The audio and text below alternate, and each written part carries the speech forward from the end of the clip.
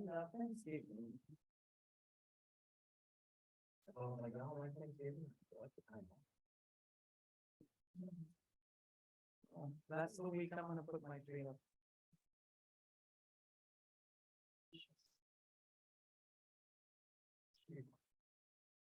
More waiting for that? Okay. Yeah, and West.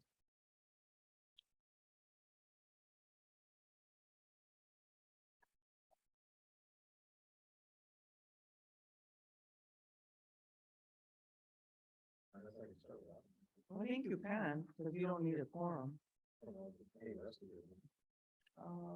Not really, because it's a committee. No, I don't think so.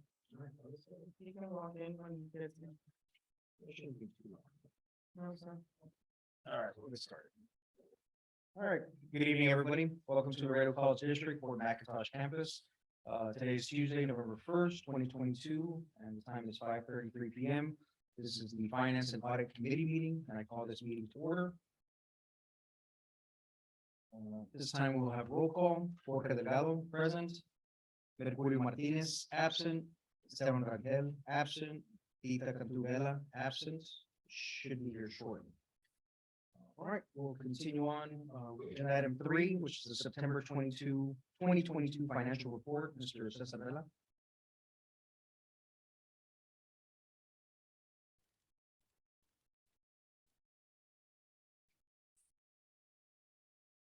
Good evening, Mr. Delgado, Dr. Ramirez. For the record, Cesar Vela, Vice President of Finance and Administration.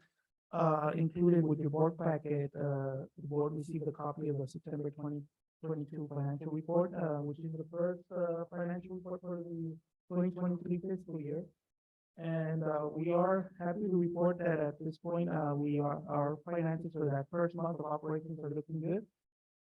For September, we have revenue of 9,861,827. That represents 14.9% of our budgeted revenue. Major difference compared to last year is that we are ahead approximately about 2.5 million. And the reason for that is this year, for the fall semester, we did record tuition. Last fall, we had offered the incentive and we waived the tuition for the fall semester. Although again, for the year, we did recover it through the CARES Act funding. So again, right now, at this point, we're looking at 9.8 million for the first month of operations. One other item is on our local taxes, collections don't come in until the month of October. So for the month of September, you'll see that the amount is 0. We did have collections for delinquent taxes, and that totaled $105,649. For state appropriations, we received the first month for the fiscal year, and that totaled 1.3 million, or 12% of the amount that has been budgeted for appropriations. Again, no other major variances to report on the revenue side. As far as the expenses for the month of September, we have a total of 5.6 million. In expenditures, that it's about 8.46% of what we budgeted for the fiscal year. There is one item that is a difference compared to last fiscal year, and that's on category 78, which are contracted services. At this point last year, we compared last year on the expenditures. Under contracted services, last year we had recorded 278,702 compared to this fiscal year, which is 1,037,292. And the difference for that is just the timing difference. Last fiscal year, we did not make our insurance payment until the month of October. And this year we did pay the insurance premiums in September. So that is why you're seeing that big jump compared to last year. Again, that is in the category 78, which are contracted services. So that is the only major variance that we have compared to last September. Again, last year we had 278,000 for contracted services during the month of September. This year it's 1,037,000. The reason for that is, again, it's the timing difference or issue Last year, the payment for the insurance premium didn't go in until October. And this year we did issue our payment for the insurance in September. Any questions on these? On the other fund balances under the special appropriation, we have received the first month appropriation for the EDC, and that totaled 20,970. Expenses for the month of September are 14,946. So right now we do have an increase to the fund balances of September of 7,277.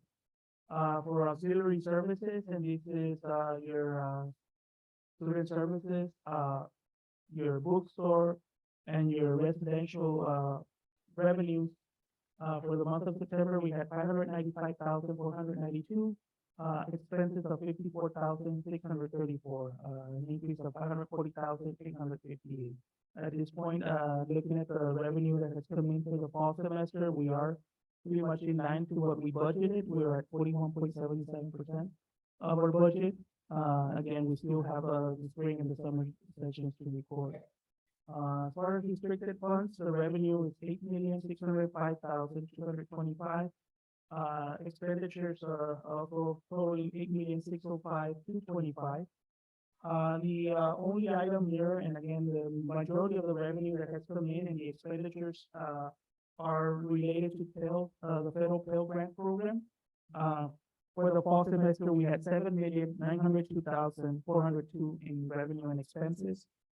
In addition to that, we have expenses for the federal work study of 149,100, as well as the SDOG, which total, I'm sorry, the SDOG was 149,100, and the federal work study was 50,809. So again, the majority are through the federal grants, and it has to do with the Title IV programs at this point. Let the record reflect Ms. Tita Vela as president of this committee meeting. For the facilities master plan phase 3, as we are winding down on the final projects, we are beginning the fiscal year with the balance of 17,492,625. There has been very little activity for the month of September. The interest revenue, the 17 million was 33,501. Expenditures that were recorded during the month of September is 49,186.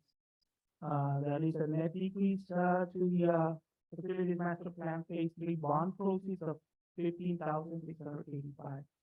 We do have one project that we should be finalizing by the end of September, sorry, the end of November, and that is the CDL truck driving pad. We are in the final stages. We are actually working now on just the painting of the lines that will be utilized for the program for the testing area. So again, most of the concrete work has been completed. It's just been finalizing those items, punch list items. So we should have that project finalized at the end of November.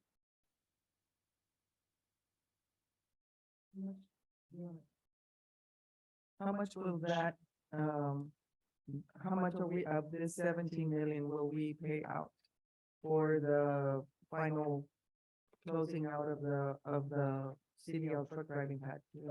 Most of actually, we're down to the final payments, so it should be minimal at this point. I think it's just the last phase of work and the retainage. I don't have the exact number, but it won't be a big amount. It won't be more than $1 million. That's correct. Okay. And the final item is just an update on the general operating fund balance. Please note that the amount that you're seeing there, the beginning fund balance of 4,676,000 right now, we are in the process of closing out, finalizing the closeout of the 2022 fiscal year. So there are a couple of entries that still need to get posted, primarily the gas fee 68 and gas fee 75 entries to record the liabilities that we need to have on our books. So again, out of that, we also need to understand that we have committed 5 million to the HVAC project at the MFA Center. in addition to, the 1.3 million that were already committed for equipment for this fiscal year. Again, we saw, at the end of 2021 that we had a negative 2,545,744 in the fund balance. Right now, we're showing 4.6 million, positive or an increase. However, we do still have those entries that we need to report. Once those entries are recorded, we will still be showing a negative balance, but however, we have reduced it from, again, when we looked at 2019 of negative 13.9 million down to 2.5 million last year. And again, we should be reducing a little bit further this year again. Keep in mind that the $5 million project will go over 2 fiscal years, so not all 5 million will be paid this fiscal year. So again, we should see an increase to the fund balances by the end of the fiscal year when we close out. And that's concludes the September report. Any questions on any of that? Thank you, Mr. Vela. All right, we'll move on to agenda item number 4, which is the August 2022 quarterly investment report and fiscal year 2022 annual investment report. Mr. Cesar Vela. Yes, good evening. As part of the audit, we are required to have the board approve both the quarterly report and the annual investment report. Those reports are included in your financial report for September. Just to give you a quick update, our total investments as of August 31st, total 110,943,679. Out of that, 88.6 million were in bank deposits. We do have a U.S. Treasury note investment of 3.3 million, an investment pool of 18.8 million. We have seen the interest rates go up, and you do have a breakdown on the presentation there. Currently, the money market account is yielding 2.31%. The Lone Star investment pool is yielding 2.43%. FIT investment pool is yielding 2.26%, and the investment of the U.S. Treasury note, which is our endowment fund, is yielding 3.01%. Any questions on?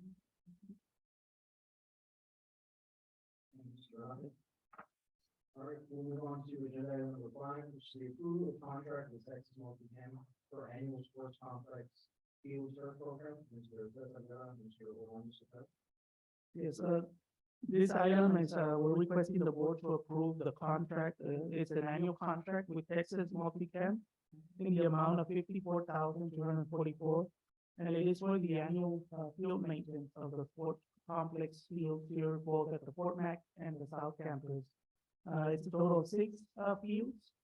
We have the 2 baseball fields. We have the softball field and 3 soccer fields. We did eliminate one of the soccer fields because that's where we're now building the CDL truck driving pad. And the work that will be performed is basically the annual fertilization of the fields, applying the herbicide and obviously manicuring the fields. And it is based on the schedule that is provided by Texas Multi-Cam, I'm sorry. It is a by-board contract, and the by-board contract is number 611-20. There a price difference from last year? Actually, there was a reduction. We did eliminate one of the fields. Yes. That's right. So overall, we have kept that field, there was no difference. Typically what we see is like a 3 to 4% increase on the annual cost. I believe last year we paid around 56,000 or something, so it's a slight decrease on that. Okay. All right, any other questions? Thank you, Mr. Vela. We'll move on to agenda item number 6, the ratification of Spectrum Internet Services and EPO Ethernet private line. Mr. Cesar Vela and Mr. Albert Chavez. Yes, board members, this is just to ratify the annual payment for the Spectrum and Time Warner cable for the internet service and the Ethernet private line that connects both the Fort McIntosh and the South Campus. The annual cost is 61,200 for the internet services for both campuses. Again, this item is being brought forward to the board because it does exceed the annual amount of 50,000. And this is a DIR contract to the state of Texas. Any comparisons to what we paid last year? On this one, let me see, I don't have the information with me, but, it's the same amount, yeah, same amount, sir. Thank you, gentlemen. All right, we'll move on to agenda item number 7, the approval for purchase of tactical equipment for campus police. Mr. Cesar Vela. Yes, board members, if you remember, you approved an item, to, purchase, equipment for the campus police. This is one of the items, we did issue out a request for proposals for tactical equipment. We, received one proposal, and that is from, CCF Tactical, and in the amount of 73,191.75. And again, this is to address the, tactical equipment for campus police, both at the Fort and South Campus.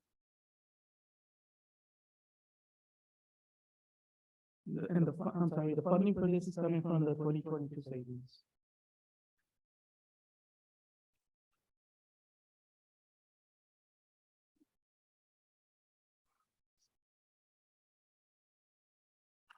Any questions? All right, thank you, Mr. Vela. We'll move on to agenda item number 8, the ratification of the Cisco SmartNet hardware maintenance renewal. Mr. Cesar Vela, Mr. Albert Chavez.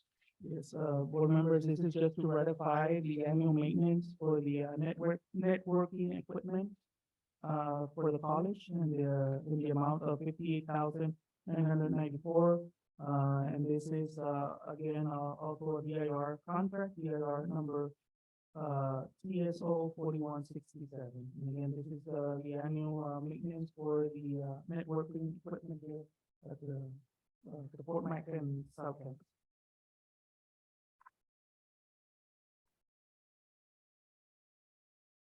Price difference from last year. Lighting, please. We have, Do you have a figure?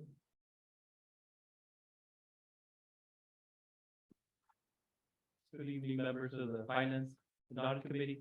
There was a slight increase. I didn't bring the number from the prior year, but usually on Cisco SmartNet, there's this, I think it's about a 2 or 3% increase from one year to another. Okay.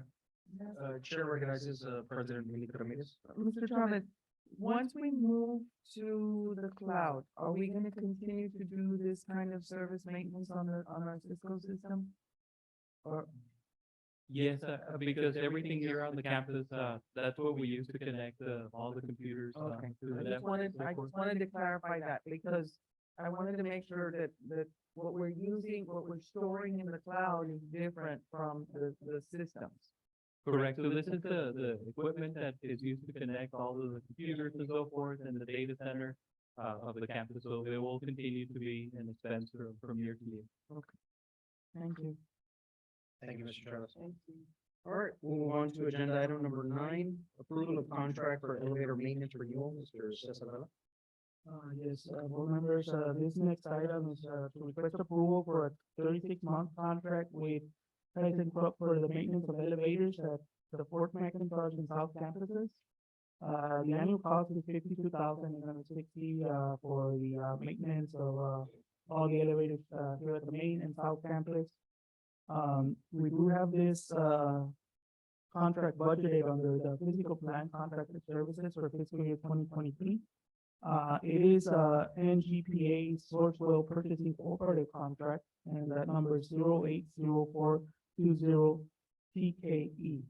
And again, this covers inspection and any maintenance needed by the elevators.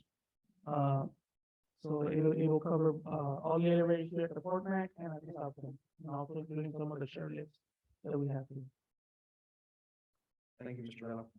All right, we'll move on to agenda item number 10, approval of scholarship matching funds as per donor request. Dr. Fred Solis. Good evening, Finance and Audit Committee members. Fred Solis, Vice President for Student Success and Enrollment. This particular agenda item is requesting approval to provide matching funds for a scholarship that has been made available by the Cesar Chavez Memorial Alliance of South Texas Group. This scholarship is intended for the children of migrant farm workers upon entering LC or choosing a career training here at Laredo Junior College, or Laredo College. Any questions? Thank you, Dr. Solis. Chair recognizes Ms. Vela. This has nothing to do, but with migrant children, they come in at different intervals, don't they? So So they don't have the same.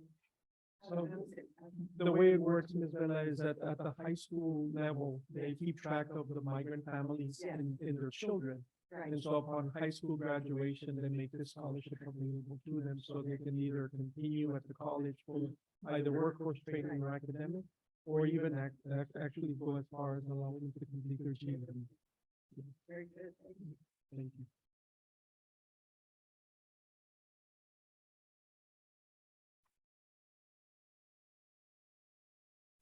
All right, we'll move on to agenda item number 11. Approval for building lease with the United States Border Patrol, Mr. Cesar Vela and Mr. Heriberto Hernandez. So board members, we're asking for approval of a long-term lease with the United States Border Patrol for the use of the Lopez Building. The agreement is for a 5-year lease, to use, about approximately 5,000 square feet of the Lopez Building. The monthly rent would be $5,000, for, an annual, rent of 60,000 a year. Again, the use of the building does not include any custodial services being provided by the college. It does include the utility costs. It's included with the rental lease.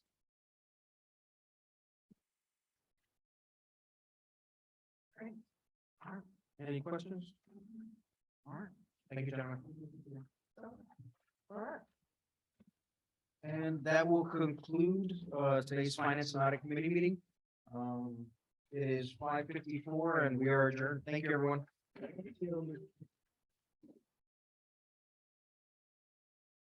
Play ball.